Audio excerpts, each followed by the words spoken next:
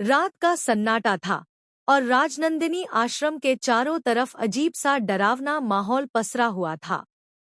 हल्की हल्की हवा पेड़ों की शाखाओं को हिला रही थी, जैसे कोई अनजानी साजिश चल रही हो।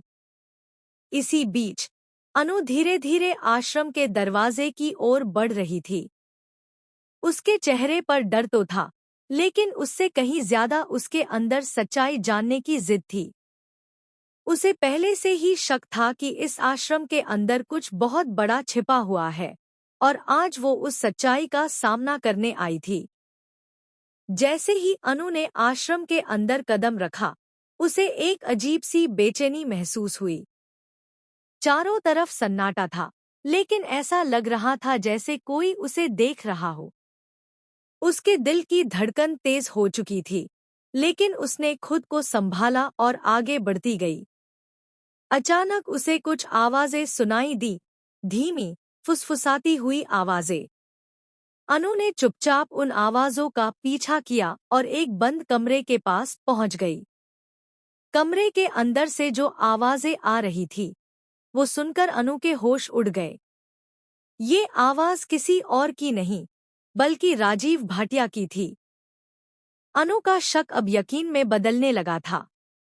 वो धीरे से दरवाजे के पास खड़ी हो गई और अंदर की बातें सुनने लगी।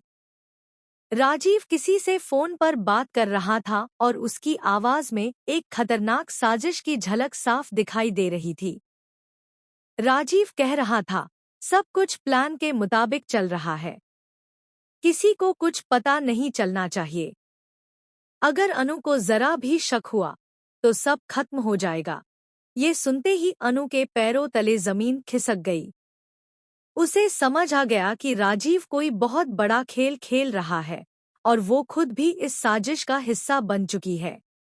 अनु के दिमाग में कई सवाल घूमने लगे। आखिर राजीव क्या छुपा रहा है?